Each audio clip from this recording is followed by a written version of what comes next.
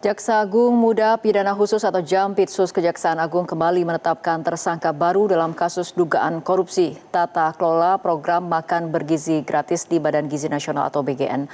Bertambahnya tersangka korupsi di program unggulan Presiden Prabowo ini membuat sejumlah pihak menilai hukuman Dadan CS dalam korupsi MBG layak diperberat. Kasus dugaan korupsi tata kelola makan bergizi gratis di Badan Gizi Nasional kembali menyeret nama baru tersangka. Tim penyidik Jampitsus Kejaksaan Agung resmi menetapkan LMI, seorang anggota Polri aktif yang menjabat sebagai Sekretaris Deputi BGN, sebagai tersangka. Kejaksaan Agung menyebut LMI berperan untuk memerintahkan pendirian perusahaan boneka guna menjual peralatan MBG kepada calon mitra dengan harga yang telah di-markup dan mengambil keuntungan dari sana. Saat ini tersangka telah ditahan di Rutan Salemba Cabang Kejaksaan Negeri Jakarta Selatan. Saudara LMI ini menjabat selaku Kepala Biro Hukum dan Humas BGN itu sampai Maret 2025 dan saat ini selaku Sekretaris Deputi Bidang Promosi dan Kerjasama pada BGN. Ya. Jadi perannya adalah pada tahun 2025, ini saudara LM ini meminta saksi YCS dan RD mendirikan suatu perusahaan ya, dengan tujuan sarana untuk melakukan penjualan alat berupa food tray kepada calon mitra SPBG dengan harga yang sudah ditentukan oleh tersangka LMI.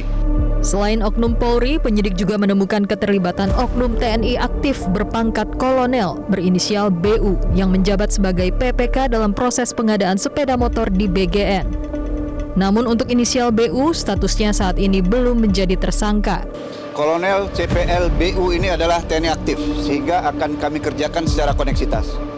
Untuk pengembangan dan selanjutnya tentunya kami akan berkomunikasi terus dengan Direktur Penyidikan sehingga proses perkara yang akan kami kerjakan secara koneksitas ini bisa berjalan dengan lancar.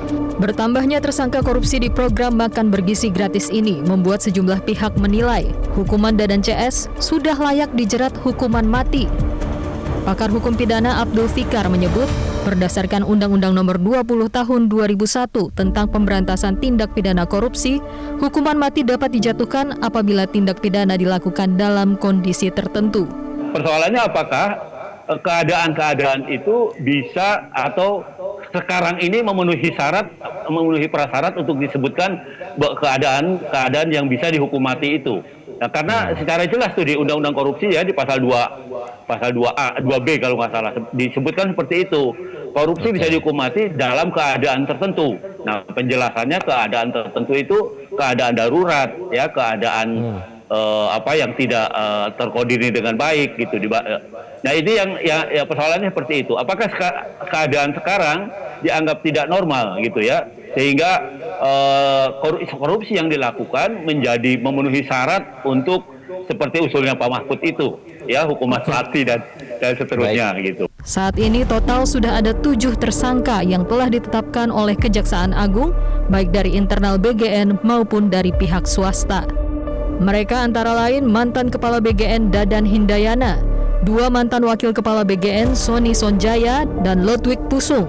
3 pihak swasta antara lain Asep Yusuf Somantri yang merupakan orang kepercayaan tersangka Sony Sonjaya, Komisaris PT Yasa Arta Trimanunggal Andri Mulyono, dan Ketua Yayasan Indonesia Food Security Review Glory Harimas Sihombing.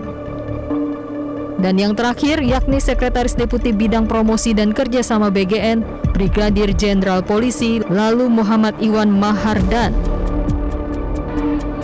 Kejaksaan Agung sendiri terus berkomitmen mengusut tuntas dugaan korupsi pada kasus ini.